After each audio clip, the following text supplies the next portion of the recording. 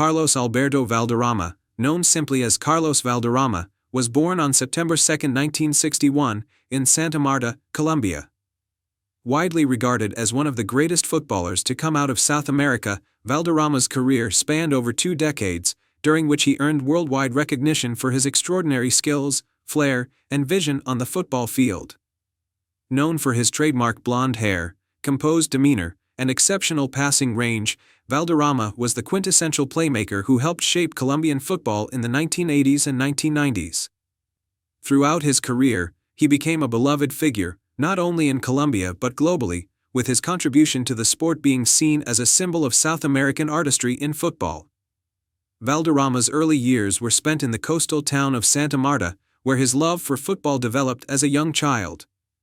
He joined the local club Union Magdalena, where he began his professional career in 1981. Despite being relatively unknown in the early stages of his career, his talent was undeniable. Valderrama quickly established himself as a highly skilled midfielder, known for his exceptional dribbling, vision, and ability to control the pace of the game. His intelligence on the ball made him a standout player even in the early years of his career, and it wasn't long before larger clubs in Colombia started to take notice. In 1985, Valderrama made a significant move to the club Atlético Junior, where his career truly began to blossom. His time at Atlético Junior was marked by the development of his unique style of play, which was characterized by his mastery of the ball, his passing range, and his ability to dictate the tempo of a match from midfield. It was at Junior where Valderrama began to earn national recognition, playing a pivotal role in the team's successes. His dribbling skills and vision helped Atlético Junior dominate the Colombian league, and his performances caught the attention of scouts from abroad, leading to his eventual move to Europe. Valderrama's breakthrough on the international stage came in 1985 when he made his debut for the Colombian national team. Over the years, he would go on to become the heart and soul of the national team, playing a central role in transforming Colombia into a competitive footballing nation. He was part of the golden generation of Colombian players that included the likes of Faustino Asprilla, James Rodriguez, and Radamel Falcao, among others. Valderrama's influence on the field, particularly in international competitions, was immeasurable. He was Colombia's captain for much of his international career, leading the team with grace, poise, and exceptional leadership qualities. Valderrama's most famous international appearance came in the 1990 FIFA World Cup, held in Italy.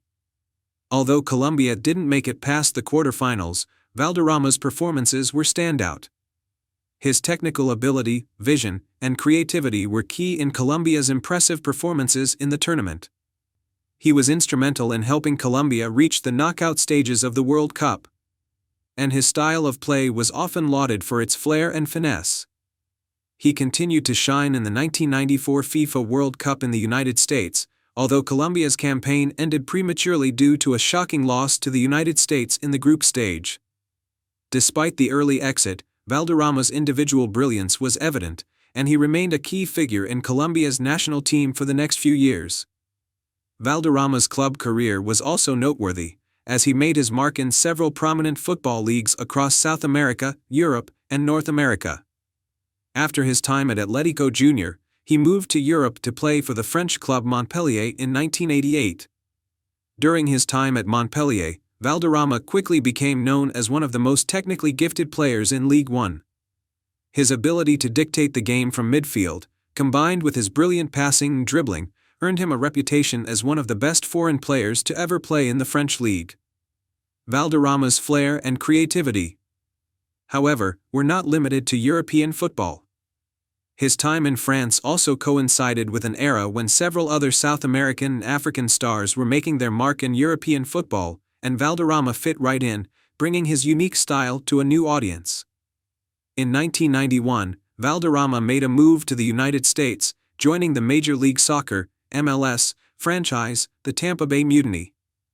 His decision to play in the United States was seen as part of the early development of football in North America, and his presence in the league helped raise the profile of soccer in the region.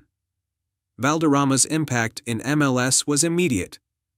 He was the heart of the Tampa Bay Mutiny, and his ability to control games with his passing, vision, and leadership was central to the team's success. He played for the Mutiny until 1998, and his time in the United States marked the final chapter of his club career. Although he had already achieved much in his career, his time in the MLS helped solidify his legacy as one of the most important footballers in both South American and global football history. Valderrama's influence on Colombian football cannot be overstated. He was not only a player of immense technical ability, but also a symbol of what Colombian football could achieve on the global stage. His elegance on the ball, vision, and creativity were a revelation for Colombian football fans, and he is often regarded as one of the most important figures in the sport's history in Colombia. Valderrama's leadership and ability to control the rhythm of the game made him the engine of the national team, and his influence on the field was unrivaled during his prime. Valderrama's playing style was defined by his incredible technique, vision, and his ability to read the game. As a creative midfielder, he had an exceptional range of passing, often delivering inch-perfect assists to his teammates. His dribbling skills were also remarkable, as he could glide past defenders with ease, often using his exceptional close control to maintain possession even in tight situations. His ability to dictate the tempo of the game was one of his greatest strengths. Whether it was with his short, quick passes or long-range ball distribution, Valderrama always had an eye for the right pass at the right moment, making him one of the most respected midfielders of his generation. Carlos Valderrama retired from professional football in 2002 after a career that spanned over 20 years. His influence on the game, particularly in South America, remains undeniable. He is widely regarded as one of Colombia's greatest ever footballers, and his legacy is remembered fondly by fans around the world. Valderrama's impact went beyond just his footballing skills. He was a cultural icon, representing the beauty and flair of South American football. His influence on the game transcends his individual achievements, as he helped elevate Colombian football to new heights, particularly during the 1990s. Today, Carlos Valderrama's legacy endures, and he continues to be a figurehead of Colombian football, inspiring future generations of players with his unique style and leadership on the field. Valderrama's career serves as a reminder of the importance of flair, creativity, and vision in football. His elegance on the ball and his ability to control a match from midfield are qualities that have left a lasting impression on the game. His legacy, both in Colombia and internationally, continues to inspire aspiring footballers, and his name will forever be synonymous with the beauty and artistry of South American football. Socrates Brasileiro Sampaio de Souza Vieira de Oliveira, known simply as Socrates, was one of Brazil's most charismatic and talented football players. Born on February 19, 1954, in Belém de Pará, Brazil, Socrates was not only a gifted midfielder, but also an intellectual, a man who used his fame and influence to challenge the status quo both on and off the field. His footballing brilliance, combined with his complex personality, made him an iconic figure in Brazilian football and a symbol of the country's golden era of the 1980s.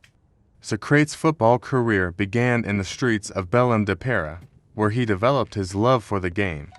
He joined the youth ranks of Botafogo SP, a club in the interior of São Paulo, where he quickly made a name for himself to his exceptional talent, vision, and technical skills. Socrates was not only known for his ability to control the ball, but also for his remarkable intelligence on the pitch, his quick thinking, and his ability to read the game in ways that few could. His style was defined by his elegance, flair, and creativity. With his tall frame, his ability to glide past defenders, and his vision for creating opportunities for his teammates, Socrates became a standout player from an early age. After impressing in the lower divisions, Socrates moved to the top-tier side, Corinthians, in 1978, where he truly began to make a name for himself. His arrival at Corinthians marked the beginning of an era that would go down in Brazilian football history. Socrates joined a team that was already talented, but his presence in midfield elevated them to new heights. His combination of technique, intelligence, and leadership made him the heart of the team. During his time at Corinthians, Socrates formed a legendary partnership with players such as Casagrande and Socrates, which propelled the team to the top of Brazilian football. One of the most memorable periods of Socrates' career came in the early 1980s when he became the captain of Corinthians. His leadership was not only on the pitch, but also off it. Socrates became a leading figure in the Corinthians democracy movement, which was a political movement within the club that fought for player rights, democracy, and freedom of expression. The movement allowed players to have a say in the club's decisions, including team tactics and match strategies, and was a direct challenge to the authoritarian nature of Brazilian football at the time. Socrates was a key figure in this revolution, using his position as captain to advocate for the rights of his teammates and to bring attention to the country's political and social issues. His activism was a reflection of his intellectual nature, and he often drew on his background in medicine and philosophy to shape his views on life and football. Socrates' footballing skills were never in doubt, and his performances during this period earned him a place in the Brazilian national team. His first appearance for the national team came in 1979, and he quickly became a key player in Brazil's midfield. Socrates was part of the golden generation of Brazilian football in the 1980s, which included players such as Zico, Falcao, and Junior. The Brazilian national team of this era is remembered as one of the most talented and exciting teams ever to grace the World Cup stage. Socrates played a pivotal role in Brazil's midfield, where his technical ability, vision, and leadership helped to create a flowing, attacking style of play. He was known for his incredible passing range, his intelligence in orchestrating the game, and his creativity in linking play between the defense and attack. The 1980 FIFA World Cup in Spain is perhaps the tournament that defined Socrates' international career. He was part of the Brazilian squad that dazzled the world with their attacking football, combining flair and creativity to overwhelm their opponents.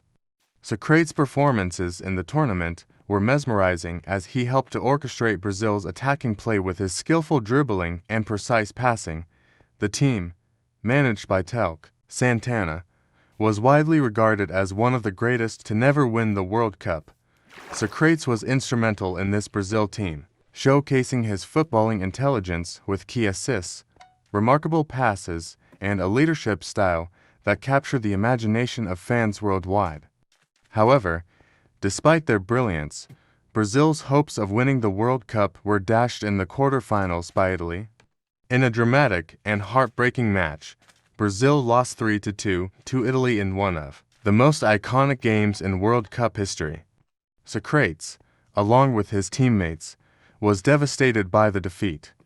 The loss marked the end of an era for the Brazilian team and left Socrates with an unfulfilled World Cup dream.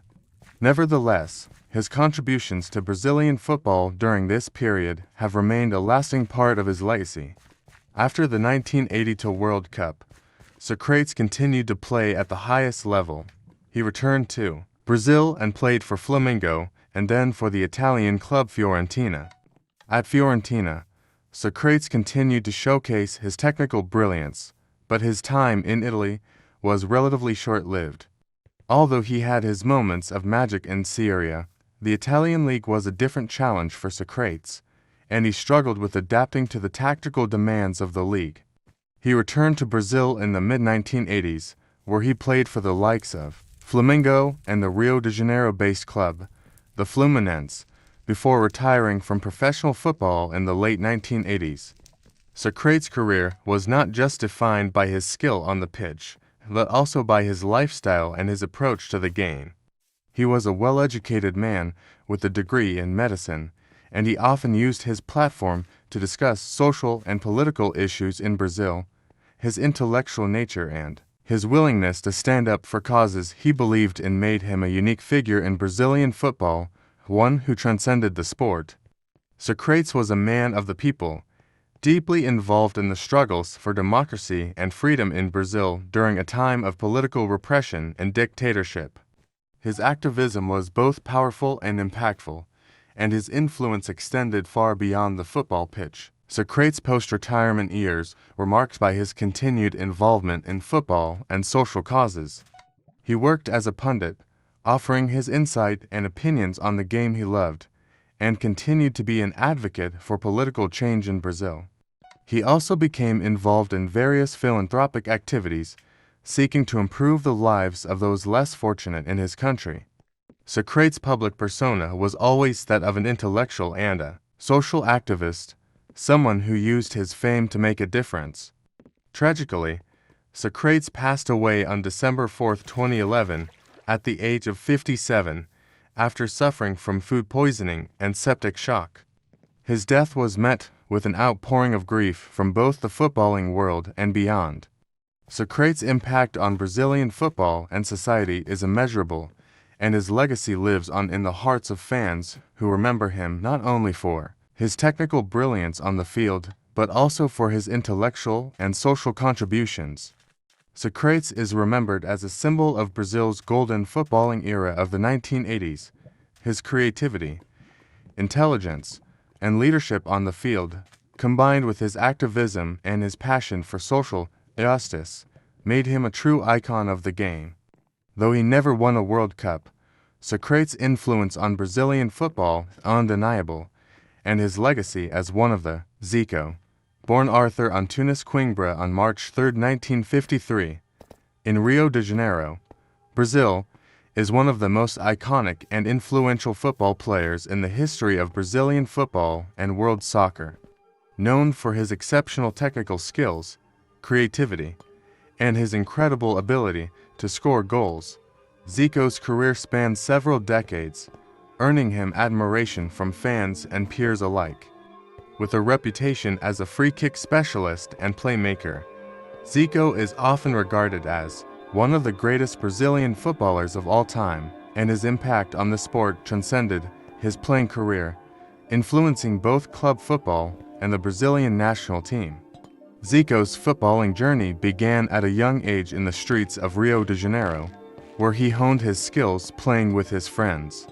Growing up in the city's working-class neighborhoods, Zico's talent was evident from an early age, and it was no surprise when he joined the youth ranks of Flamengo, one of Brazil's most famous football clubs. His rise through the club's youth system was rapid, and by the age of 16, Zico was already playing for Flamengo's senior team. His breakthrough into the first team came in 1971 when, at the age of 18, he made his professional debut for Flamengo, quickly establishing himself as one of the club's brightest talents. His style of play was characterized by his exceptional vision, creativity, dribbling ability, and precise passing, which set him apart from his peers.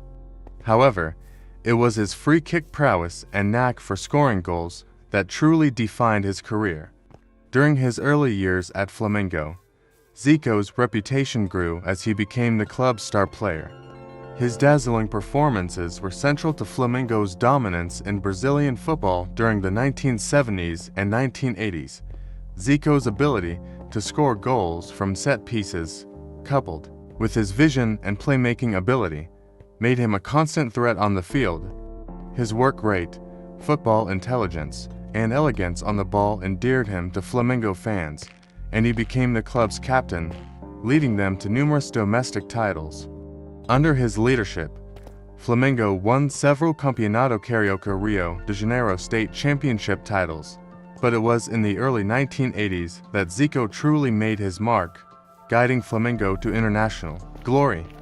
In 1981, Zico and Flamengo achieved the pinnacle of Brazilian club football, winning the Copa Libertadores, South America's premier club competition. This victory earned Flamengo a place in the Intercontinental Cup, where they triumphed over European giants Liverpool, cementing Zico's legacy as one of the greatest players to ever wear the Flamengo shirt. Zico's contributions to Flamengo were not limited to just goals and assists. He was the engine of the team, dictating play and orchestrating attacks with remarkable precision. His free-kick technique was legendary, with his ability to bend the ball around walls and into the net from impossible angles becoming one of his trademark moves. Zico's intelligence on the ball and his ability to read the game allowed him to dominate matches and create scoring opportunities for his teammates. His partnership with other key players such as Junior, Leandro, and Nunes formed one of the most potent attacking units in Brazilian football history. Flamengo's success during this era, with Zico at the heart of it, made the club one of the most powerful teams in South America, and it was clear that Zico was the heartbeat of the team. Internationally, Zico was equally as impressive, representing Brazil with distinction throughout the 1970s and 1980s. His first appearance for the national team came in 1976, and he quickly became a key figure in Brazil's midfield, showcasing his flair, vision, and goal-scoring ability. Zico's natural talent, combined with his technical skills and tactical awareness, made him a perfect fit for the Brazilian style of play.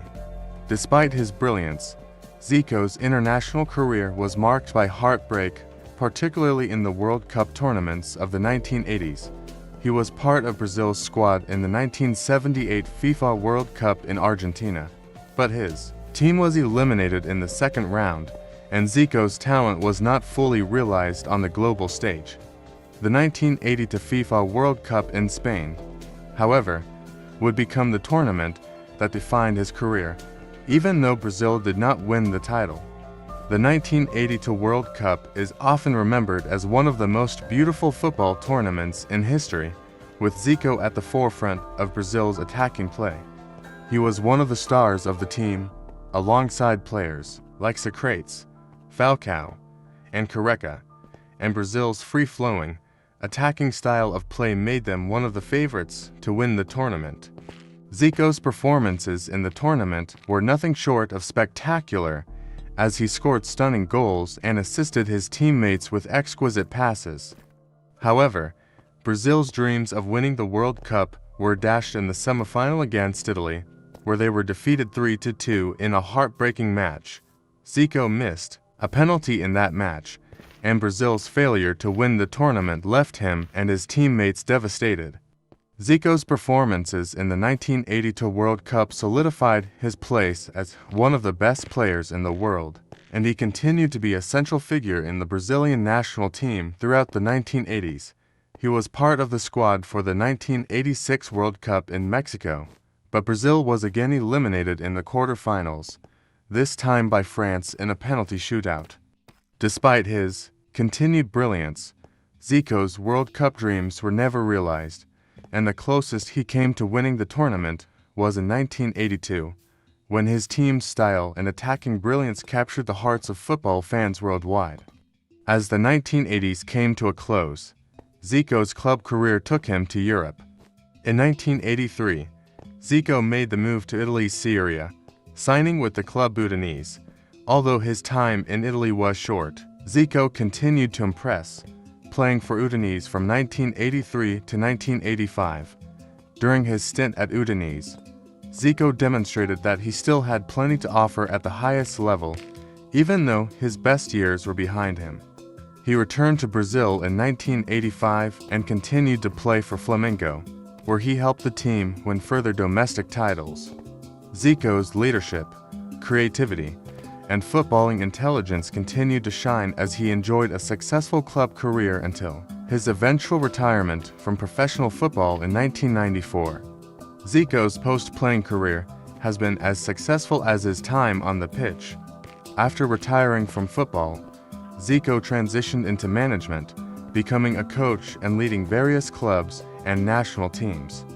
He managed several teams, including Fenerbahce in Turkey, where he was highly regarded for his tactical knowledge and leadership skills. Zico's coaching career took him to Japan, where he managed the Japanese national team and helped develop the sport in the country. His experience as a player allowed him to impart invaluable knowledge to younger players, and his tactical approach to the game gained recognition. In recognition of his outstanding contributions to football, Zico has received numerous awards and honors. He was named to the Brazilian Football Museum Hall of Fame and was included in various best-ever lists for both Flamengo and Brazil. His legacy as a player remains strong, with many regarding him as one of the best attacking midfielders of his generation. Zico's influence on Brazilian football is undeniable, and his career remains a source of inspiration for aspiring footballers around the world. His exceptional technical ability, vision, and leadership on the pitch made him one of the most admired and beloved figures in the history of the sport. While Zico's World Cup dreams may have been unfulfilled, his impact on football and his contributions to the game will be remembered for generations to come. Zinedine Zidane, widely regarded as one of the greatest footballers of all time, was born on June 23, 1972, in Marseille, France, to Algerian parents. His journey to football greatness is a tale of talent, resilience, and exceptional ability on the ball. Zidane's elegance, creativity, and footballing intelligence made him a household name, not only in France but across the world. Known for his graceful dribbling, precise passing, and ability to control the tempo of the game, Zidane's career spanned top clubs in France, Italy, and Spain, culminating in a successful spell as a coach after his playing days. Zidane's contributions to both club and country have left an indelible mark on the sport, making him a global icon. Zidane's footballing journey began in his hometown of Marseille, where he first played for the local football club, US Saint-Henri. Zidane's talent was evident from an early age, and he soon joined the youth team of AS Cannes, where he honed his skills and made his professional debut at the age of 17 in 1989. His performances at Cannes were impressive, showcasing his vision, dribbling, and creativity. It wasn't long before Zidane's talents caught the attention of larger clubs, and in 1992, he moved to Girondins de Bordeaux, one of France's leading clubs at the time. At Bordeaux, Zidane's reputation began to grow as he became one of the top young talents in French football. His performances in Ligue 1 were marked by his ability to dictate play from midfield, create scoring opportunities, and consistently deliver excellent performances. Zidane's vision and passing range, combined with his physical presence and composure on the ball, made him a key figure in Bordeaux's midfield. His time at Bordeaux culminated in his first major European competition appearance, when the club reached the final of the UEFA Cup in 1996, although they were defeated by Bayern Munich. Zidane's rise was now firmly on the radar of top clubs across Europe. In 1996, Zidane made the move to Italy, where he joined Juventus, one of the most prestigious and successful clubs in European football. This move marked a turning point in Zidane's career, as he now played at the highest level of European club competition. At Juventus, Zidane quickly established himself as one of the best midfielders in the world. His technical brilliance, vision, and ability to control matches set him apart from his peers. Zidane was central to Juventus' success in Serie A, where he helped the club win 2 consecutive league titles in 1997 and 1998. His performances in the UEFA Champions League were equally impressive, as he led the team to the final in 1997 and the semi-finals in 1998, though they were narrowly defeated by Borussia Dortmund and Real Madrid, respectively. One of Zidane's defining characteristics at Juventus was his ability to perform on the biggest stages. His composed performances in high-pressure situations, coupled with his elegant playing style, earned him widespread admiration across Europe. In 1998, Zidane won the prestigious Ballon d'Or, awarded to the best player in the world, an honor that cemented his place among football's elite. His individual achievements and trophies with Juventus, including domestic league titles and cup victories, were a testament to his extraordinary talent. However, it was with the French national team that Zidane would truly achieve footballing immortality.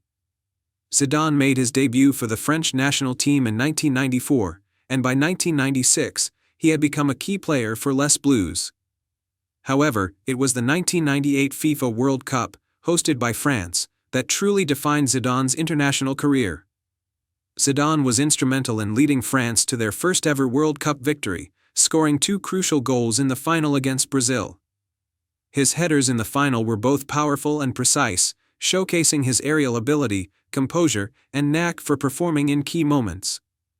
Zidane's leadership on the pitch and his ability to inspire his teammates were crucial to France's success. He was not just a brilliant playmaker but also a leader who could make a difference in critical moments. and his performances throughout the tournament solidified his reputation as one of the best players in the world. In addition to the World Cup, Zidane helped France secure the UEFA Euro 2000 title, further solidifying his status as one of the game's all-time greats.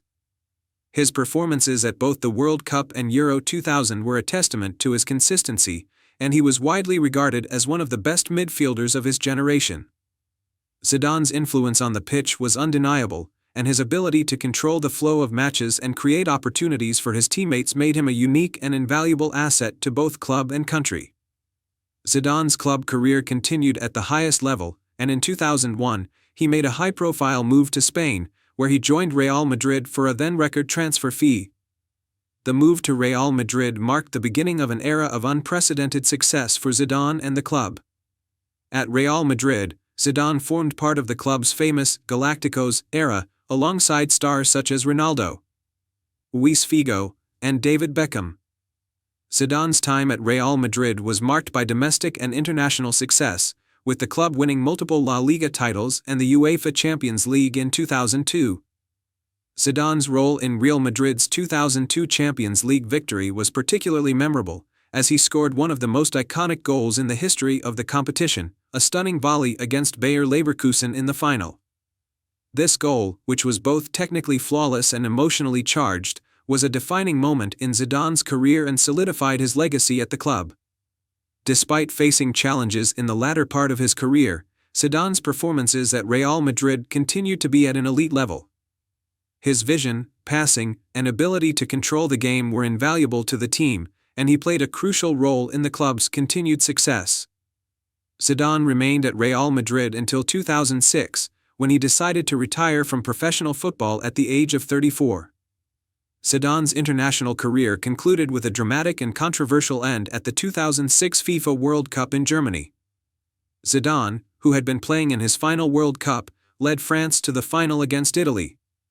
In a match that would become infamous for its drama, Zidane was sent off in the 110th minute after headbutting Marco Materazzi in response to an alleged insult. Despite the incident, Zidane's performances throughout the tournament were exceptional, and he was awarded the Golden Ball as the tournament's best player. Although France lost to Italy in the final after a penalty shootout, Zidane's influence on the team throughout the tournament was undeniable. His leadership and technical brilliance had carried France to the final, and his retirement after the tournament marked the end of an era for French football. After his playing career, Zidane transitioned into coaching.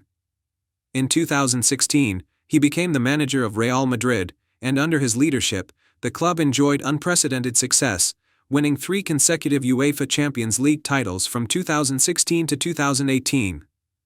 Zidane's managerial success was a testament to his footballing intelligence and leadership qualities, as he guided Real Madrid to domestic and international glory. Zidane's ability to manage high-profile players and maintain a winning mentality within the squad earned him respect as a coach, just as he had been as a player. Zinedine Zidane's career remains one of the most remarkable in the history of football. From his early days in Marseille to his legendary performances for France and Real Madrid, Zidane's influence on the game is undeniable. His skill, vision, and leadership both on and off the pitch have made him an iconic figure in world football. Zidane's legacy as a player and a coach ensures that his name will forever be synonymous with greatness. Whether as a player orchestrating the game or as a coach leading his team to victory, Zidane's impact on football will never be forgotten. Jorge Luis Burruchaga, born on October 9, 1962, in Lanús, Argentina, is widely regarded as one of Argentina's most skilled and versatile midfielders of the 1980s and 1990s. Known for his technical ability, vision, and composure under pressure, Burruchaga played a key role in Argentina's footballing success during his career. He was a vital member of the team that won the 1986 FIFA World Cup, scoring one of the most important goals in the history of Argentine football. Burruchaga's career spanned multiple successful years in Argentina, Europe, and internationally, where he earned respect as both a player and a leader on the field. Throughout his career, Burruchaga's consistency, intelligence, and ability to play across different attacking and midfield positions made him a key player for both club and country. Burruchaga's early years in football began in his hometown of Lanús, where he joined the local Club Atlético Lainez, as a young talent. His footballing ability was evident from a young age, and he quickly moved through the ranks of the club's youth teams. His performances at Lainez attracted the attention of bigger clubs, and in 1982, he made his professional debut for the club. Though Lainez was not one of the most prominent teams in Argentine football at the time, Burruchaga's individual talent set him apart, earning him recognition for his fluid playing style and technical mastery. His versatility in midfield and forward positions quickly became his trademark, with his ability to read the game and execute precise passes being essential to his success. In 1983, Burruchaga moved to one of Argentina's most famous football clubs, Independiente, where his career truly took off. At Independiente, Burruchaga established himself as one of the most important players in the team, playing a pivotal role in the club's midfield and contributing to its successes. His time at Independiente was marked by his dynamic performances, which helped the club win domestic and international titles, including the Argentine Primera División title. His ability to orchestrate the attack with vision, passing, and movement made him a standout player in Argentina's top league. Burruchaga's contribution to Independiente's success not only earned him a place among Argentina's top players but also established him as a key figure in the Argentine national team's future.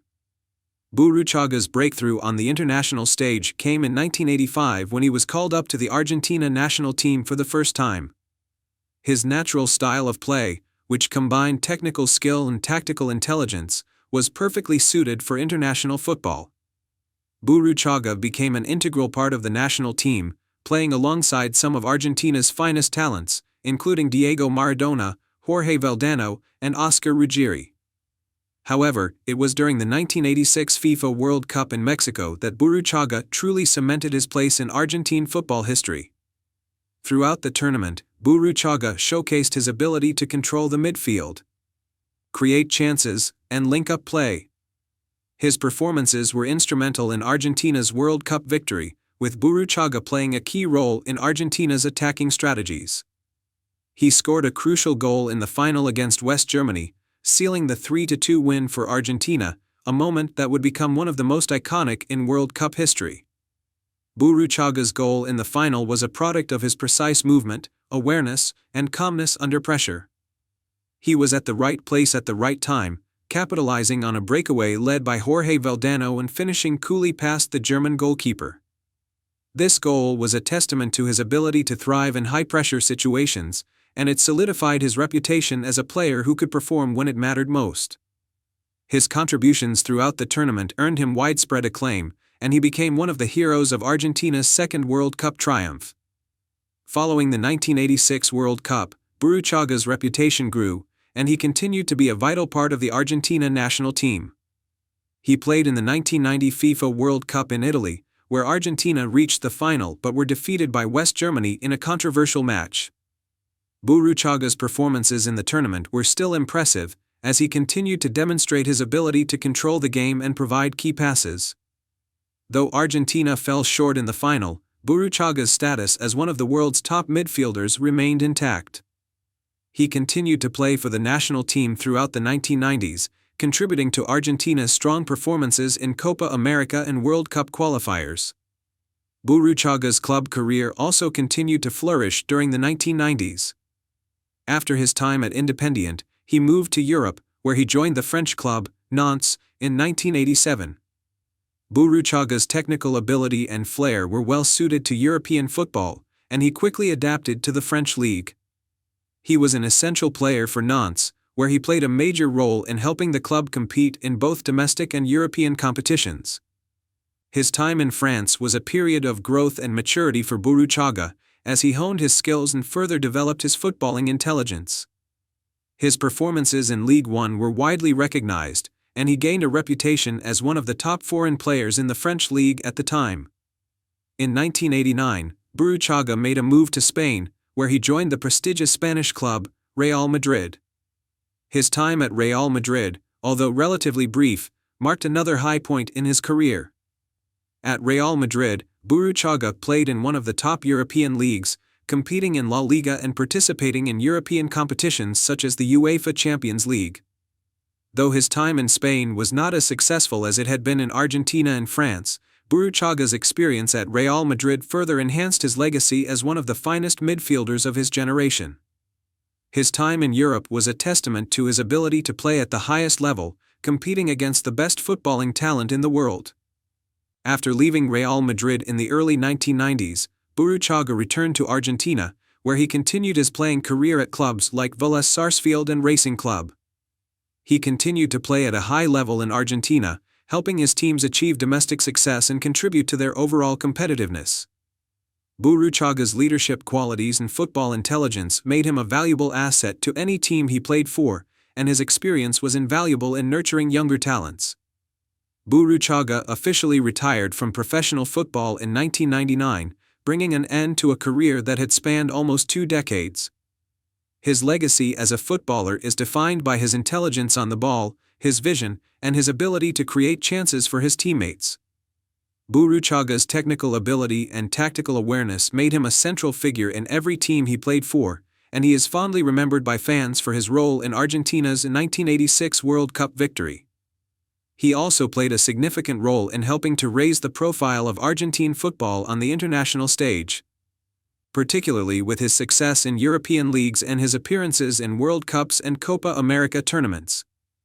After retiring from football, Burruchaga transitioned into a career in football management, taking on coaching roles at various clubs and working with the Argentina national team. His deep understanding of the game and his experience as a player made him a respected figure in the coaching world. He has also been involved in youth development, aiming to pass on his knowledge to the next generation of Argentine footballers. Burruchaga's playing style was defined by his intelligence, vision, and composure.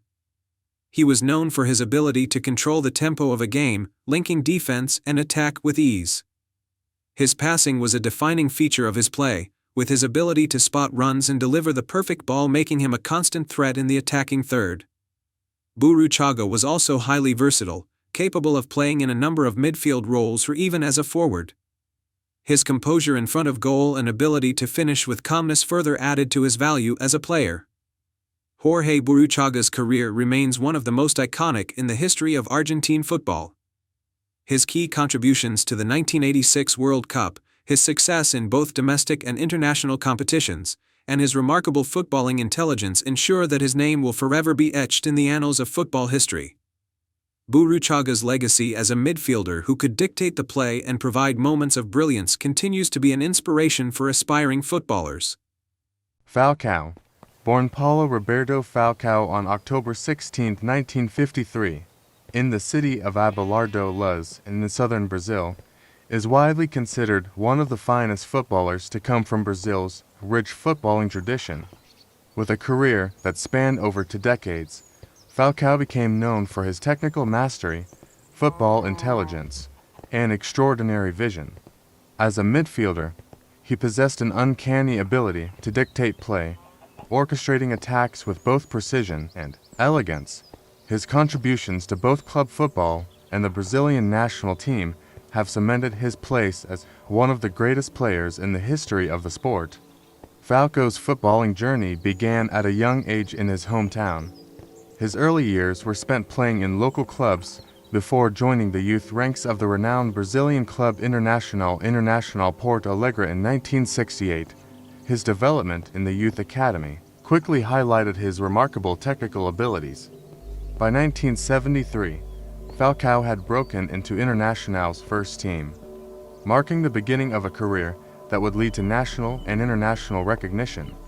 From the outset, Falcao's composure on the ball and his knack for controlling the pace of the game stood out. As a midfielder, he had the rare ability to read the game before it happened, making him a vital cog in any system he played in. Falcao's rise to prominence came during the late 1970s, when he became the centerpiece of Internacional's midfield. His understanding of space and his ability to deliver perfectly timed passes became key features of his play. One of Falcao's defining qualities was his consistency in controlling the tempo of the game, whether by maintaining possession or executing creative and incisive passes that unlocked opposing defenses. His remarkable long-range vision and passing range gave his teams an edge, with Falcao regularly providing assists for his teammates. He was also known for his leadership on the field, serving as a captain for much of his career.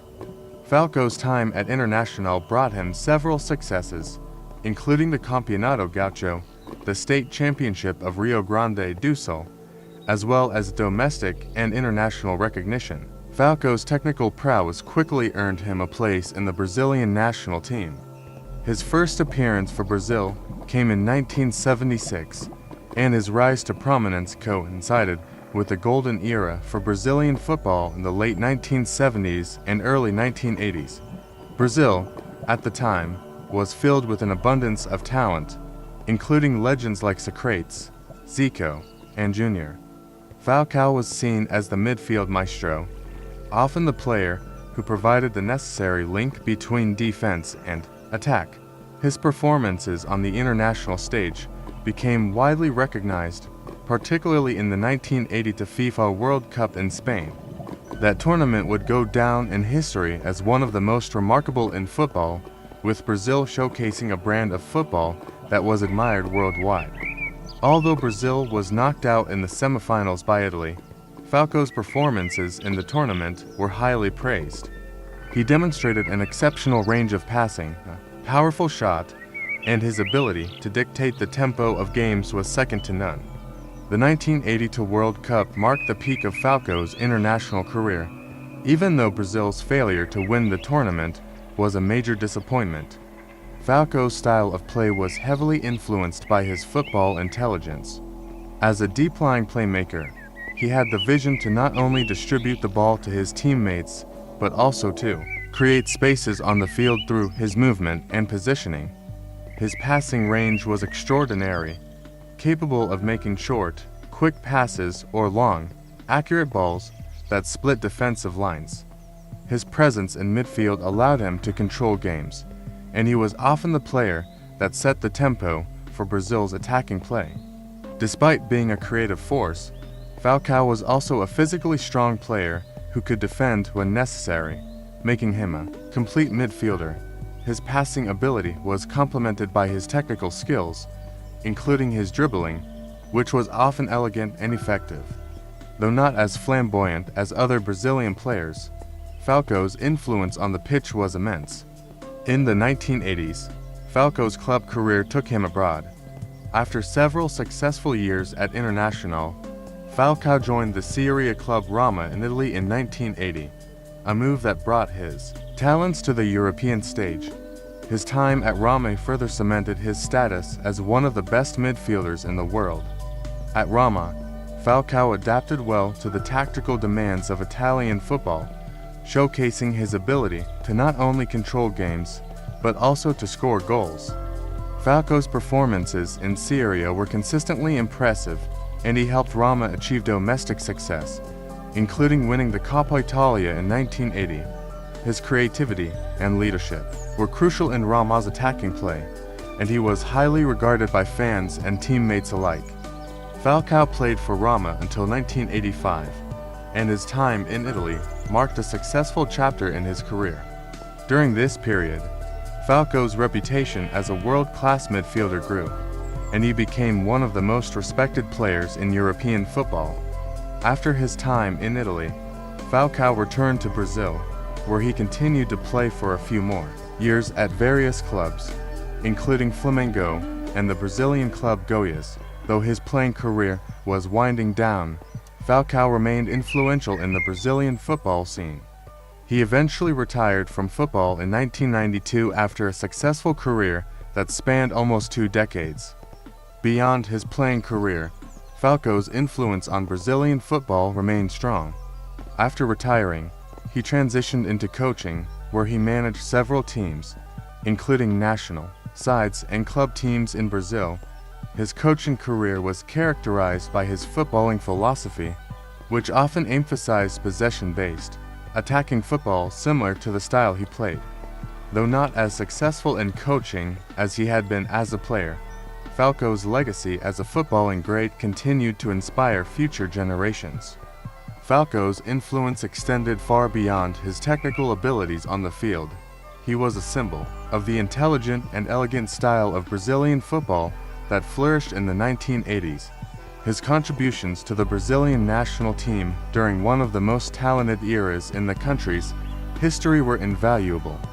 Despite Brazil's inability to win the World Cup during his time, Falcao's performances in the 1980 World Cup remain a high point of his career. His technical skills, football intelligence, and leadership qualities set him apart from his contemporaries, and his ability to orchestrate the play made him one of the best midfielders of his generation. Falcao's legacy as one of Brazil's greatest ever footballers is undeniable. He is remembered not only for his exceptional skill and footballing ability, but also for his influence on the game. His ability to read the game, his vision, and his remarkable passing range made him a pivotal figure in Brazilian football during the 1980s. His impact on both club and international football, especially during his time at Roma and with Brazil, has made Falcao a footballing icon whose legacy continues to be celebrated by fans and players alike. Dennis Bergkamp, born on May 10, 1969, in Amsterdam, Netherlands, is widely regarded as one of the most talented and influential footballers of his generation. His career spanned over 2 decades, during which he built a reputation for being a technically gifted forward with an exceptional footballing intelligence. Known for his elegant style of play, vision, and creativity on the field, Bergkamp became one of the most iconic figures in European football, particularly at the club level with Ajax and Arsenal. His career not only cemented his place as a footballing legend but also reshaped the expectations of what a modern forward could be, influencing countless players who followed in his footsteps. Bergkamp's early football journey began in Amsterdam, where he joined the youth ranks of Ajax, one of the most prestigious football clubs in Europe, at the age of 12. From a young age, it was clear that Bergkamp was a special talent. His technical skills were unparalleled, and his ability to read the game and make intelligent decisions on the field set him apart from his peers. By the time he was 17, he made his professional debut for Ajax in 1986, and it wasn't long before he became a key figure in the team. Bergkamp's success at Ajax came quickly, and he was soon recognized as one of the brightest young stars in Dutch football. During his time at Ajax, Bergkamp enjoyed considerable domestic success, helping the club to win the Eredivisie, Dutch league title, in 1990 and the KNVB Cup in 1993. His performances in both league and European competitions helped establish him as one of the best forwards in Europe.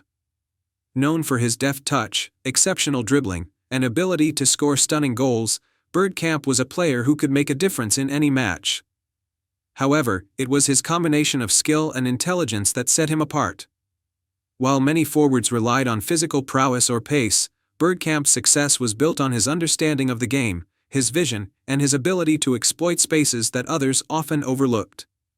In 1993, after establishing himself as a star at Ajax, Bergkamp made the move to Serie A, joining Inter Milan for a transfer fee of around £7.5 million, a considerable sum at the time. However, his time in Italy was less successful than his stint in the Netherlands. The tactical, defensive nature of Italian football proved difficult for Bergkamp to adjust to, and although he showcased moments of brilliance, he never truly found his rhythm in Serie A. After 2 seasons with Inter, Bergkamp sought a new challenge, and in 1995, he made the move to the English Premier League, joining Arsenal under the guidance of Arsène Wenger. Bergkamp's transfer to Arsenal would prove to be the most significant and successful period of his career. Upon arriving at Arsenal, he was already a player of considerable repute, but it was under Wenger's management that Bergkamp truly flourished. Wenger, who had a deep understanding of football and a passion for technical ability, immediately recognized Bergkamp's potential and placed him at the heart of his attacking strategy.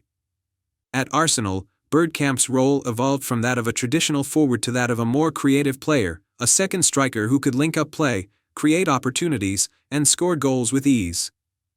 Bergkamp's style of play at Arsenal was a perfect match for Wenger's philosophy of fluid, possession-based football. His first touch, vision, and passing ability allowed him to dictate the pace of the game, while his intelligence on the ball meant that he was always in the right place at the right time.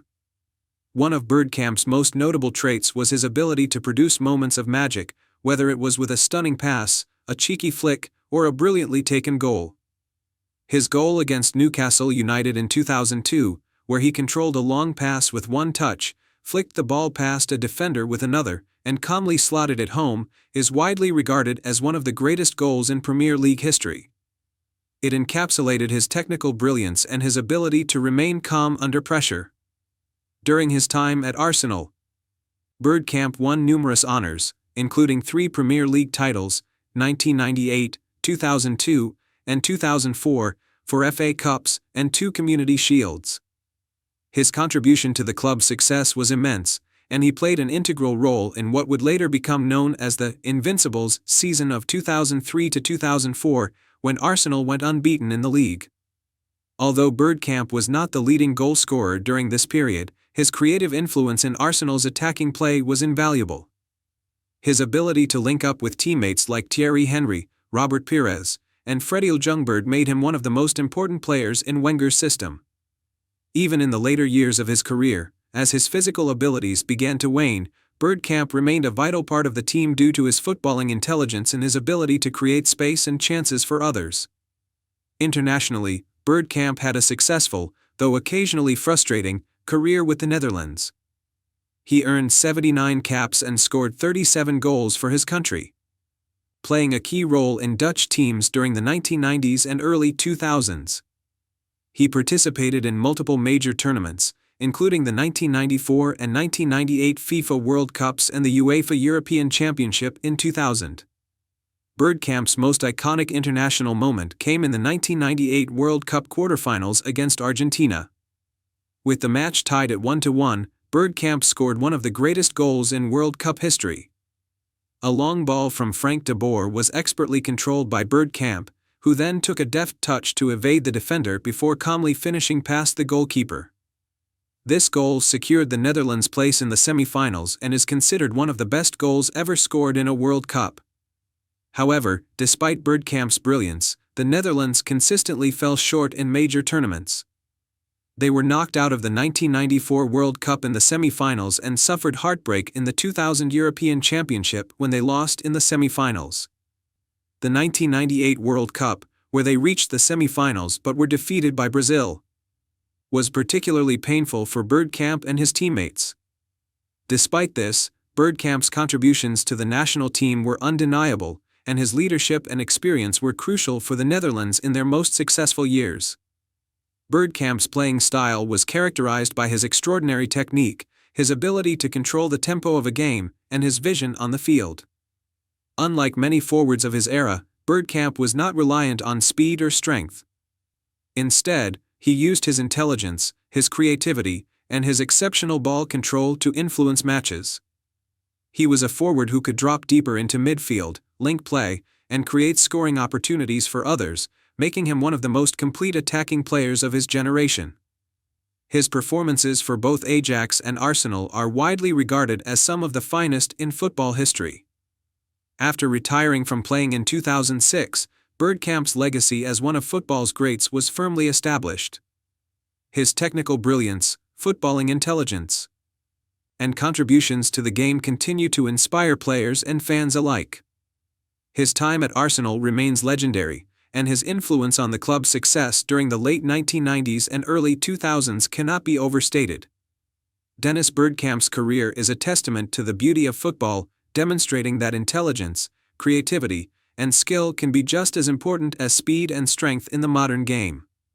Careca, born Antonio de Lima Careca on October 5, 1960, in Araraquara, Brazil, is one of the most revered Brazilian footballers of his generation.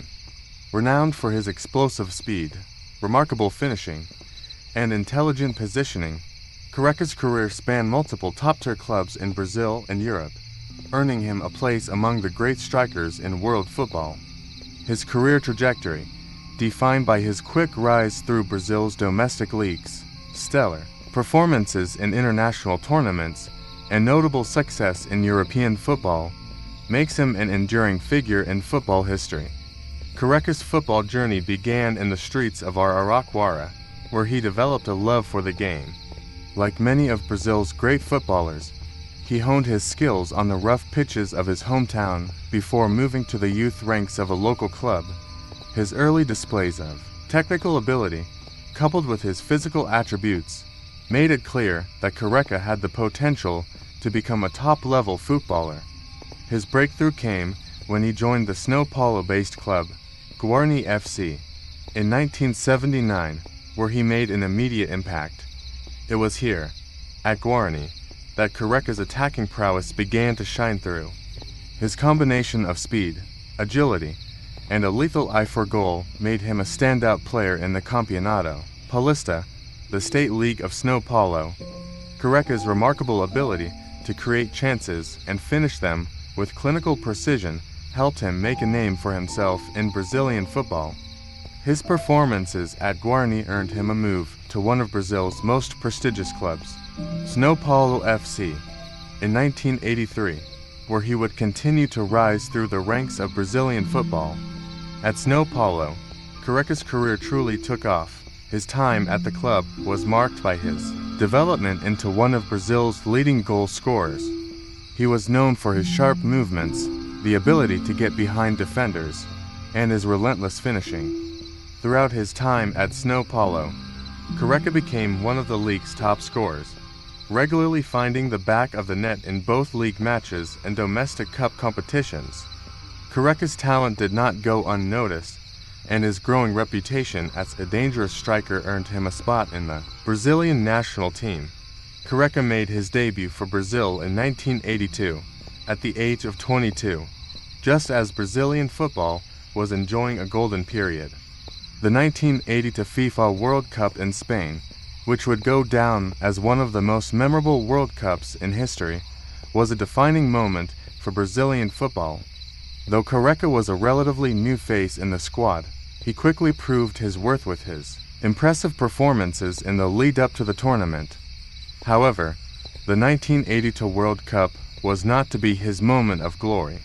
Brazil, led by coach Tauque Santana, played some of the most exciting and attacking football ever seen, but they fell short in the semifinals, losing 3-2 to Italy in one of the most dramatic games in World Cup history. Careca's performances in that World Cup were noteworthy. Even though Brazil was knocked out early, his ability to link up with players like Socrates, Zico, and Falcao demonstrated his understanding of the game and his potential as a top-level forward. Despite Brazil's failure in the 1982 World Cup, Careca continued to establish himself as one of the most promising strikers in world football.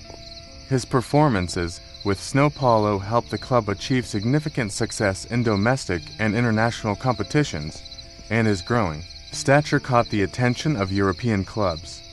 In 1984, Careca made the move to Italy, joining the Serie A club Napoli. This transfer marked a pivotal moment in Careca's career, as it took him from the Brazilian domestic leagues to one of Europe's top competitions. At Napoli, Careca quickly adapted to Italian football, becoming an integral part of the team. His partnership with Argentine superstar Diego Maradona formed one of the most dynamic attacking duos in football history. Napoli, with Maradona pulling the strings and Careca finishing chances, became a formidable force in Italian football.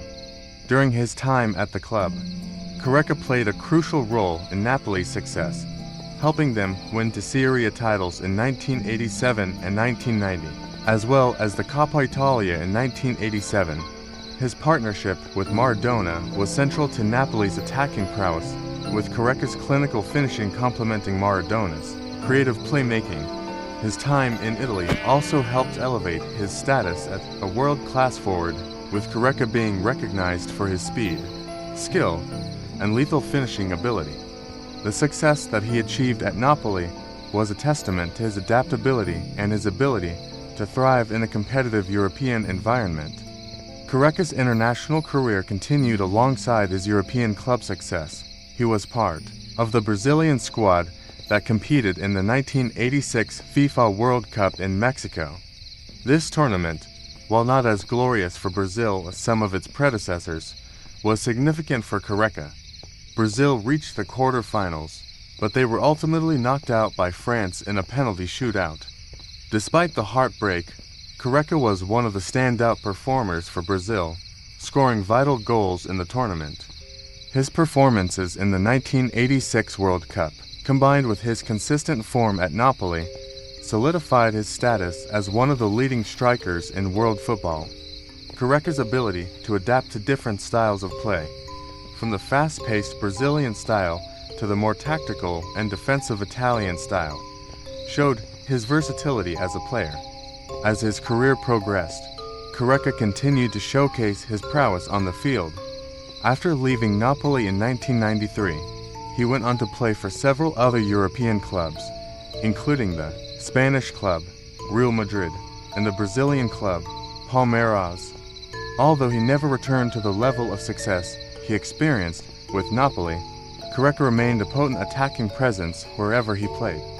His time in Spain was relatively short, and he eventually returned to Brazil, where he finished his playing career with clubs such as Palmeiras and Atlético Mineiro. Careca officially retired from football in 1997, leaving behind a legacy as one of Brazil's greatest strikers. Off the field, Careca was known for his humble and grounded personality. Unlike many other football stars of his time, he remained focused on his career and his family, often shying away from the spotlight. Despite his immense success, Careca was not known for seeking fame or fortune. Instead, he focused on his love for the game, his teammates, and the joy of playing football. His humility and work ethic earned him the respect of players, coaches, and fans alike. Careca's approach to the game was simple. He always put the team first, a mindset that resonated throughout his career. Careca's legacy is one of greatness, marked by his dazzling performances for both club and country. Though he never achieved the ultimate glory of winning a World Cup, his influence on the field cannot be overstated. As a striker, Careca was one of the best of his generation. His combination of pace, technical skill, and finishing ability made him one of the most complete forwards in the world. His time at Napoli, in particular, was one of the most fruitful periods of his career, as he became a key figure in the club's history. Careca's international success, especially in the 1986 World Cup, helped cement his place as one of Brazil's great footballers. After retiring, Careca remained involved in football, serving as an ambassador for various causes and football clubs.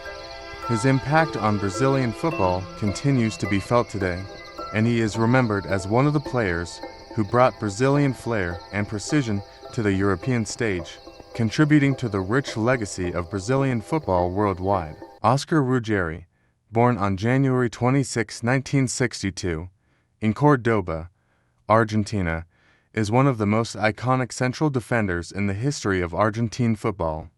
His career, spanning more than 2 decades, was marked by his toughness, leadership, and exceptional defensive skills, making him one of the most respected and influential players in South America and beyond. Ruggeri played for some of the biggest clubs in Argentina, as well as in Europe, and was a key figure in the Argentina national team, particularly during the 1980s and 1990s. His achievements on both the domestic and international stage have earned him a place among the all-time greats of Argentine football. Ruggeri's footballing journey began in his hometown of Córdoba, where he started playing for local clubs before being noticed by the Argentine football establishment. He joined the youth ranks of Argentine powerhouse club, San Lorenzo, which marked the beginning of his professional career. Ruggeri quickly gained a reputation for his physicality, aerial ability, and tactical understanding of the game. His solid defensive performances at San Lorenzo soon caught the attention of bigger clubs, and after only a few years, he made the move to one of Argentina's most successful teams, River Plate. At River Plate, Ruggeri began to truly establish himself as one of the top defenders in Argentina. His partnership with fellow defenders was key to River's success, and his consistency and leadership helped him earn a reputation as a rock-solid central defender. Ruggeri was known for his aggressive style of play, never hesitating to engage in aerial duels or challenge attackers physically. His no-nonsense approach to defending was complemented by his intelligence and ability to read the game, making him an exceptional asset for his team. Over the years, he helped River Plate secure several important domestic titles, including the Argentine Primera Division title. Ruggeri's performances at River Plate laid the foundation for the rest of his career, and it was during this period that he began to gain recognition from the Argentina national team selectors. Ruggeri's international career with Argentina was nothing short of illustrious. He made his debut for the national team in 1983, and his rugged style of play made him a natural fit for the physical demands of international football. Ruggeri was a key player in the Argentina team that triumphed in the 1986 FIFA World Cup, one of the most famous World Cups in history, led by the legendary Diego Maradona. Ruggeri's role in the team was crucial, providing stability and strength at the back as Argentina embarked on a historic run to the World Cup title in Mexico. Although Maradona was the star of the tournament, Ruggeri's contributions were invaluable in ensuring that the defense remained solid, allowing Argentina to go on and win their second World Cup title. Ruggeri's ability to neutralize opposing attackers, his leadership in the dressing room, and his unflinching commitment to the team's cause made him a vital part of Argentina's success. Ruggeri continued to feature prominently in the Argentina national team for several years after their World Cup victory. He played in the 1990 FIFA World Cup, where Argentina reached the final, although they were ultimately defeated by West Germany. Despite the disappointment in Italy, Ruggeri's defensive abilities remained integral to the national team's performances. He was a key figure in the 1991 Copa America winning team, cementing his legacy as one of the most accomplished defenders in South American football. Ruggeri's defensive prowess, experience, and leadership qualities earned him a place as one of the stalwarts of Argentine football during the 1980s and early 1990s. Ruggeri's club career continued to flourish, and in 1989, after his success with River Plate, he moved to play in Europe, joining the Italian club Napoli, where he spent a season playing alongside other football legends. At Napoli, Ruggeri helped the club with their defensive solidity and contributed to their successes in the league. He was known for his leadership and toughness, which complemented the attacking prowess of teammates like Diego Maradona and Careca. His experience and leadership were crucial in Napoli's push for success both domestically and in Europe, and Ruggeri quickly became a key part of the team. However, after just one season at Napoli, Ruggeri returned to Argentina, where he rejoined River Plate before continuing his career at various other clubs. After his stint in Italy, Ruggeri continued to play in Argentina, moving between different clubs, but his time with the national team remained a constant. In the early 1990s, he played for clubs like Vélez Sarsfield and Boca Juniors, further adding to his legacy in Argentine football. Despite being a regular fixture in the national team until the mid-1990s, Ruggeri eventually phased out of international football in 1994, retiring after having earned over 100 caps for his country. His international retirement marked the end of an era for Argentina's defense, but his influence on the national team and the club sides he played for remained significant. After retiring from professional football, Ruggeri went on to become a coach, where he used his extensive knowledge of the game to influence and guide younger players. His managerial career saw him take charge of various clubs, including his former club San Lorenzo, as well as managing national teams and other clubs in Argentina. While Ruggeri's managerial career didn't quite reach the same heights as his playing days, he remained an influential figure in the Argentine football scene, where he continued to pass on his insights and leadership skills to the next generation. Ruggeri's playing style was defined by his tough, no-nonsense approach to defending. He was not afraid to engage in tough tackles or aerial duels, and he excelled in clearing balls from his own defensive third. Ruggeri was highly respected for his leadership qualities and his ability to organize his defense, ensuring that his teammates remained focused and disciplined. His style of play was not for the faint-hearted, as he was willing to put his body on the line for his team, whether that meant making a last-ditch tackle or putting his head in where it hurt to stop an attacking move. Ruggeri's physicality and strength were key to his defensive success, but his intelligence and anticipation made him even more valuable to his teams. Oscar Ruggeri's football career left a lasting impact on both club and international football. His leadership, defensive prowess, and unwavering commitment to his teams made him one of the most respected players in Argentine football history.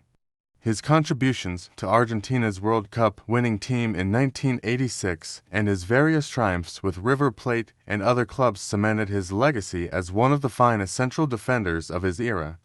Ruggeri's playing style, marked by toughness and leadership, set him apart as one of Argentina's great footballing figures, and his career remains a benchmark for defenders in South American football. Whether with his club or on the international stage, Oscar Ruggeri will forever be remembered as a stalwart of Argentine football, and his influence is still felt in the game today. Diego Maradona, born on October 30, 1960, in Villa Fiorito, a shanty town on the outskirts of Buenos Aires, Argentina, is one of the most iconic and celebrated footballers in the history of the sport. His career, marked by extraordinary talent, dramatic highs, and personal struggles, solidified his place as one of the greatest players to ever grace the football field. Maradona's impact on the game transcended his achievements on the pitch. He became a symbol of Argentine football and a global icon whose influence extended far beyond the sport. His journey from a poor neighborhood in Buenos Aires to the pinnacle of world football, the story of raw talent, passion, and controversy, with a legacy that continues to resonate in the football world and beyond. Maradona's early years were marked by a love for football and a remarkable natural ability that quickly became evident. Growing up in the poverty-stricken area of Villa Fiorito, he faced the hardships of life in Argentina's working-class neighborhoods. Football, however, became his escape and his passion. From a young age, Maradona displayed extraordinary ball control, vision, and dribbling skills, which quickly earned him recognition as a prodigious talent. At just 8 years old, he joined the youth team of Los Cebollitas, a youth division of the famous Argentine club Boca Juniors, and it was here that his footballing journey truly began. His prodigious talent was so evident that, by the time he was 15, Maradona had already made his debut for the first team of Argentinos Juniors, a club based in Buenos Aires. His time at Argentinos Juniors was marked by rapid development and growing recognition, and it wasn't long before the big clubs in Argentina took notice. In 1976, at just 16 years old, Maradona made his debut in Argentina's top division, the Primera Division, with Argentinos Juniors. His performances were sensational, and he quickly became one of the most exciting young players in the country. During his time at the club, he showcased his remarkable dribbling ability, vision, and playmaking skills, quickly establishing himself as a player who could change the course of a match with a single piece of magic. Maradona's skill and creativity were unmatched, and it wasn't long before the best clubs in Argentina were competing for his signature. In 1981, after several seasons of brilliance at Argentinos Juniors, Maradona moved to Boca Juniors, one of Argentina's most prestigious clubs. His time at Boca was brief but memorable, and he became a fan favorite due to his extraordinary performances. He led Boca to the Argentine Primera Division title in 1982, further solidifying his status as one of the brightest talents in world football. Maradona's time in Argentina, particularly at Boca Juniors, cemented his place one of the most highly regarded players in South America, but it was soon clear that his ambitions lay beyond Argentina. Maradona's European adventure began in 1982, when he made a high-profile move to Spain to join Barcelona for a then world record transfer fee of $7.6 million. His time at Barcelona was tumultuous and marked by both individual brilliance and controversy. While Maradona showcased his talent in La Liga, winning the Copa del Rey and the Spanish Super Cup, his time at the club was marred by injuries, clashes with the club's management, and an infamous altercation with Barcelona's medical staff. Maradona's time in Spain was not as successful as his previous stints in Argentina, but it did provide him with invaluable experience in European football. It was in Italy, however, that Maradona would reach the peak of his club career. In 1984, he made another world record move, this time to the Italian club Napoli. This transfer would become one of the most defining moments in both Maradona's career and Napoli's history. Maradona's arrival in Naples was greeted with immense excitement, as the city had been desperate for a star to lead the team to greatness. Maradona responded to this pressure by delivering performances of unmatched brilliance. He took Napoli from a mid-table team to the pinnacle of Italian football, helping the club win its first ever Serie A title in 1987, a historic achievement that made him a legend in Naples. Maradona's skill and influence on the field were extraordinary. His dribbling ability, creativity, and vision made him one of the most dangerous players in world football, and his impact was felt not only in Serie A but also in European competitions. He led Napoli to their first ever Coppa Italia victory in 1987, followed by a UEFA Cup, now the Europa League title in 1989, making Napoli one of the strongest teams in Europe. During his time in Italy, Maradona solidified his place as one of the greatest footballers in history. His passion for the game, his love for the city of Naples, and his ability to perform in the biggest moments endeared him to the fans, and he became a living legend in the city. Maradona's ability to rise to the occasion in crucial matches, whether scoring a last-minute free kick or delivering a stunning dribble that led to a goal, made him one of the most memorable players in football history. Maradona's success at Napoli was complemented by his achievements with the Argentine national team. He made his debut for Argentina in 1977, and by the 1980 FIFA World Cup in Spain, he was already a key player for the national team. However, it was during the 1986 World Cup in Mexico that Maradona truly cemented his place in footballing folklore. At the age of 25, Maradona delivered one of the most iconic performances in World Cup history. His leadership, vision, and flair were on full display as he led Argentina to their second World Cup title. Maradona's performances in Mexico, particularly in the quarterfinals against England, became the stuff of legend. In that match, he scored two of the most famous goals in football history. The first, dubbed the Hand of God, was a controversial goal scored with his hand, while the second, known as the goal of the century, was a stunning solo effort in which Maradona dribbled past half of the England team to score one of the greatest goals. Maradona's brilliance throughout the 1986 World Cup led Argentina to victory, and he was awarded the Golden Ball as the tournament's best player. His leadership, ability to inspire his teammates, and sheer genius on the field made him the undisputed star of the tournament.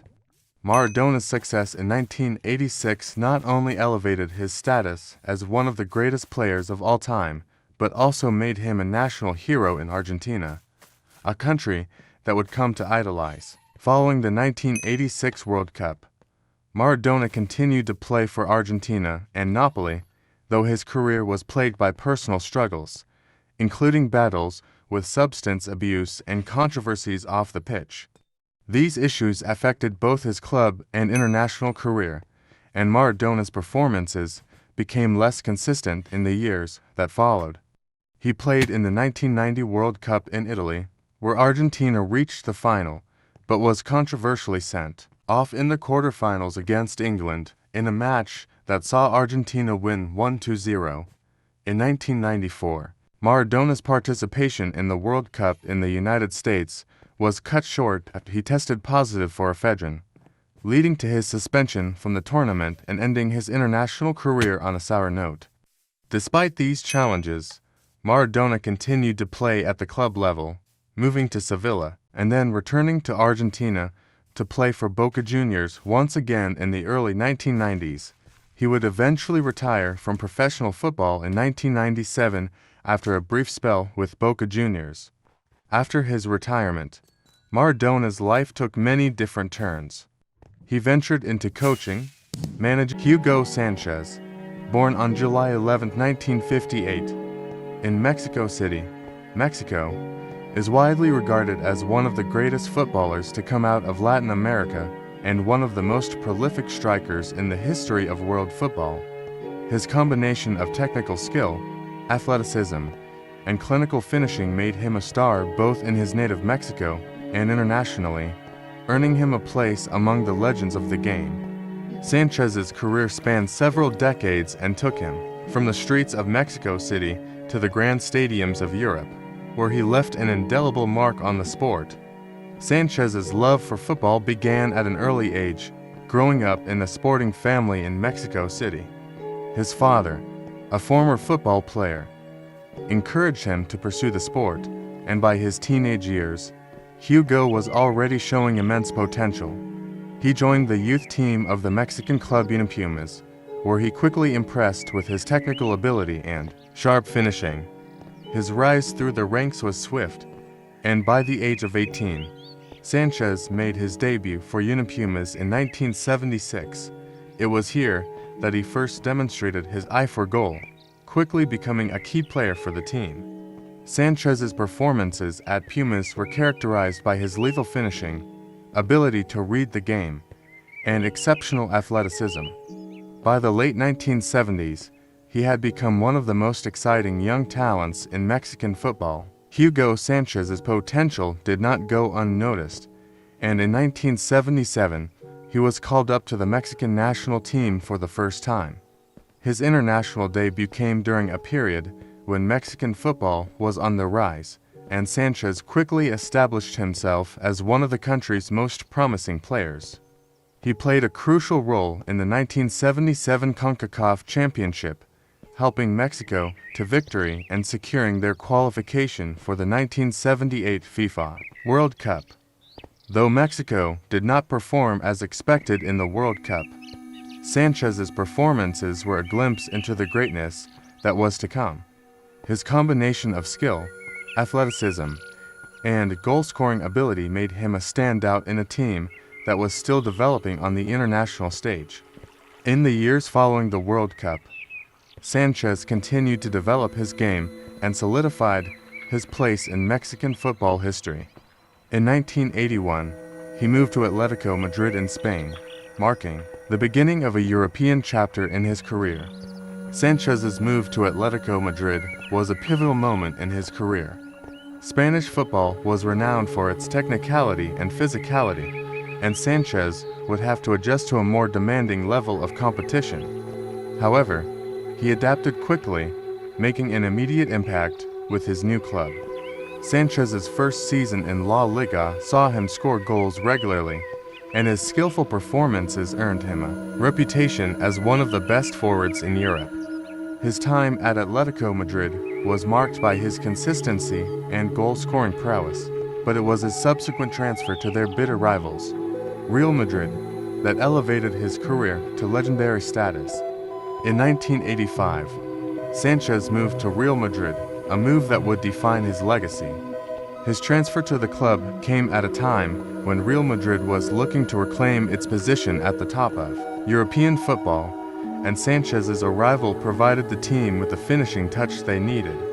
Playing alongside some of the best players in the world, including the likes of Michel and Rafael Acorda, Sanchez thrived in the attacking role. He quickly became the focal point of Real Madrid's offense, with his lethal finishing, ability to score from virtually any position, and his calmness in front of goal making him a fan favorite. His technical ability, combined with his uncanny knack for scoring goals, allowed him to adapt to different playing styles and produce goals in a variety of situations, whether it be from long-range shots, headers, or clinical finishes inside the box. During his time at Real Madrid, Sanchez became the club's leading striker and won numerous titles, both domestically and internationally. He played a pivotal role in helping the club win 5 La Liga titles between 1986 and 1990. Sanchez's ability to consistently score goals in high-stakes matches was instrumental in Real Madrid's dominance during the late 1980s. His performances in La Liga were complemented by his success in European competitions. In the 1986 to 1987 season, Sanchez helped Real Madrid win the UEFA Cup, now the Europa League, a victory that further cemented his place among the club's legends. His time at Real Madrid was defined by his prolific goal-scoring record and his ability to perform in crucial moments, including his contribution to Real Madrid's success in the 1986-87 UEFA Cup campaign. Hugo Sanchez's goal-scoring ability earned him multiple individual accolades during his time in Spain. In 1989, he was awarded the prestigious Pichichi Trophy, given to the top goal scorer in La Liga, and he would go on to win it 4 times during his career. Sanchez's ability to score in a variety of ways, with his feet, head, and even from free kicks, made him a constant threat to opposition defenses. His famous bicycle kick goals are still remembered as some of the most spectacular moments in Spanish football history, adding a touch of flair to his already impressive goal-scoring record. Sanchez's success at Real Madrid was not just about the titles he won, but also about the impact he had on the team's identity during an era of intense competition in Spanish football. After a successful and storied time at Real Madrid, Sanchez moved to the United States in the early 1990s, where he played for the San Diego Sockers in the Major Indoor Soccer League and later for the Los Angeles Galaxy in Major League Soccer MLS. Although his time in the United States was not as prolific as his years in Spain, it marked a new chapter in his career and showcased his ability to adapt to different footballing environments. He remained a popular figure in North America and continued to be a key player on the field, even as he approached the later stages of his career. Sanchez's international career also continued to thrive during his time at Real Madrid.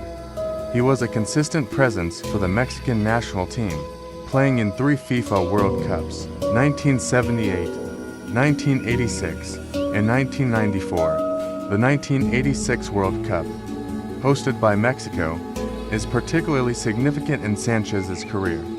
Although Mexico did not win the tournament, Sanchez was one of the standout players and scored a series of important goals.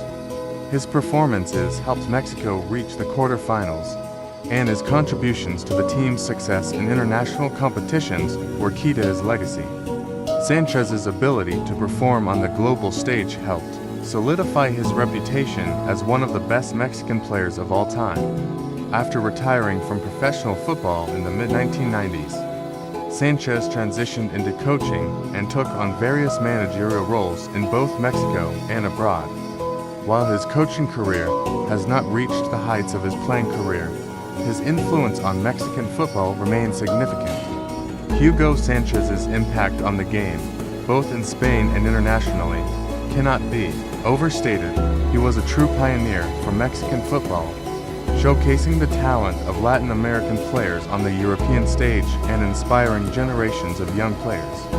His technical brilliance, combined with his tenacity and consistency, cemented his legacy as one of the finest forwards in the history of the sport.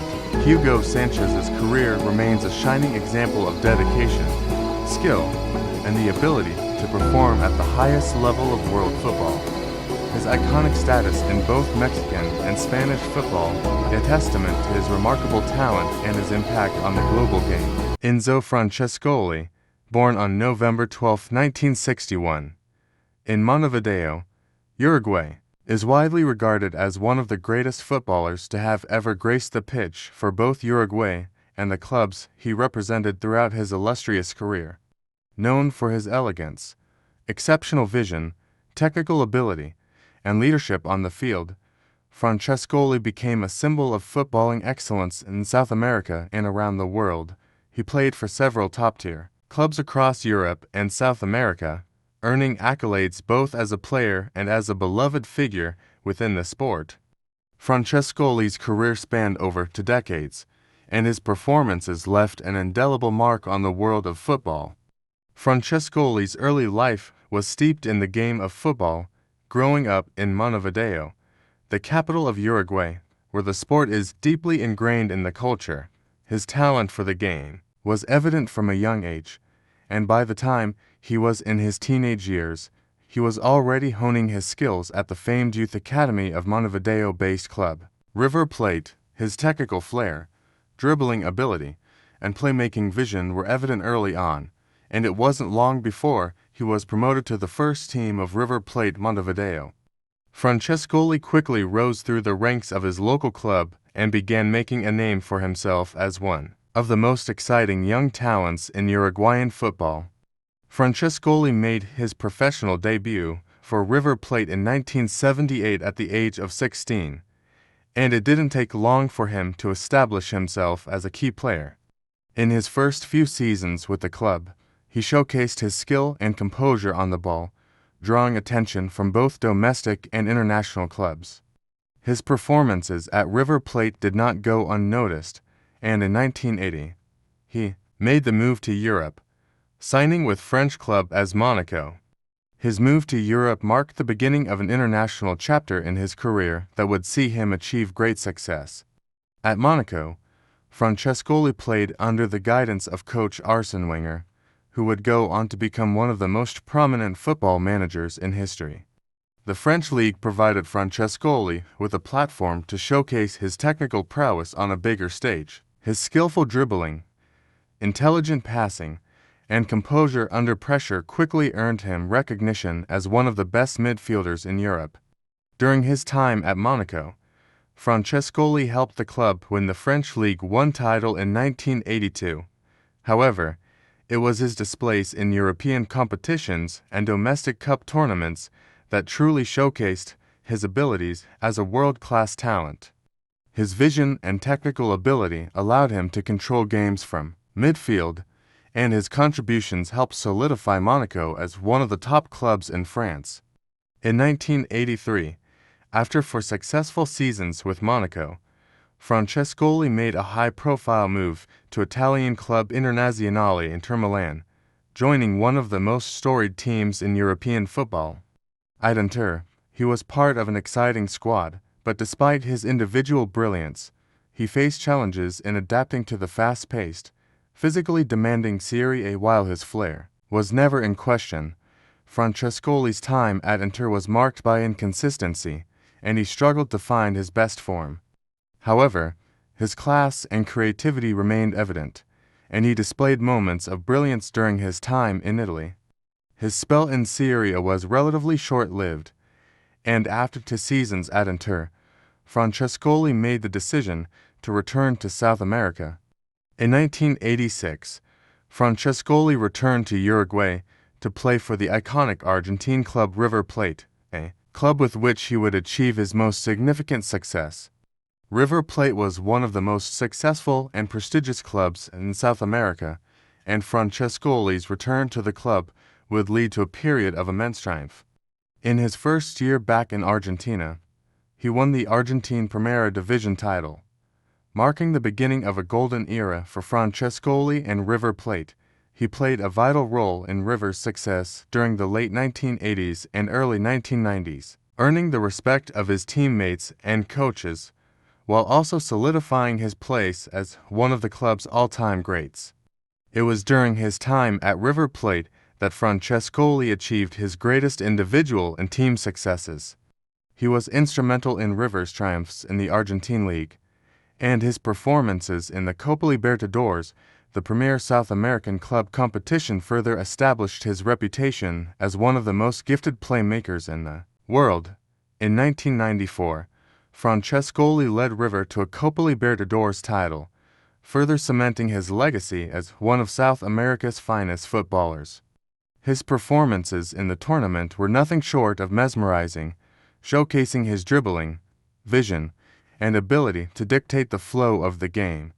His importance to River Plate's success was undeniable, and he became a club icon, beloved by fans for his graceful and composed style of play. On the international stage, Francescoli also made a significant impact with the Uruguayan national team. He made his debut for Uruguay in 1982, and over the course of his international career, he became one of the country's most influential players. Francescoli was part of the Uruguayan team that won the Copa America in 1983, helping to restore the country to prominence on the international stage. His performances in the tournament were exceptional, and his leadership on the field played a crucial role in Uruguay's success. In addition to his Copa America victory, Francescoli represented Uruguay in multiple World Cup campaigns, including the 1986 and 1990 FIFA World Cups. While Uruguay did not progress deep into these tournaments, Francescoli's individual contributions remained significant. He continued to be a key figure in the national team until his retirement from international football in the mid-1990s. Francescoli's playing style was characterized by his technical mastery, creativity, and intelligence on the ball. He had the ability to pick out a pass with precision, orchestrate attacks from midfield, and execute deft dribbles that left defenders scrambling. His flair on the ball was matched by his elegance and composure in possession, which made him a joy to watch for fans and a nightmare for defenders. He was a versatile midfielder capable of playing in various attacking roles, always with the ability to create scoring opportunities for himself and his teammates. After retiring from professional football in 1997, Francescoli took on a role in football management and continued to contribute to the sport he loved. His post-playing career included stints in coaching, where he sought to pass on the knowledge and skills that made him one of the game's greats. He also became an ambassador for various football organizations, working to promote the sport, especially in South America. His legacy as one of the best footballers to come out of Uruguay remains intact, with many considering him one of the most gifted players of his generation. Enzo Francescoli's career is a testament to his exceptional skill, intelligence, and versatility. On the field, he achieved success at the highest level of South American and European football, winning numerous domestic and international trophies, and establishing himself as one of the most influential players of his era. His elegance, creativity, and technical brilliance made him a revered figure in the world of football, and his legacy continues to inspire generations of players. Francescoli's career may not have included the level of fame or attention associated with some of his contemporaries, but his place among the all-time greats of football is secure. He will always be remembered as a player who elevated the game with his artistry, vision, and commitment to excellence.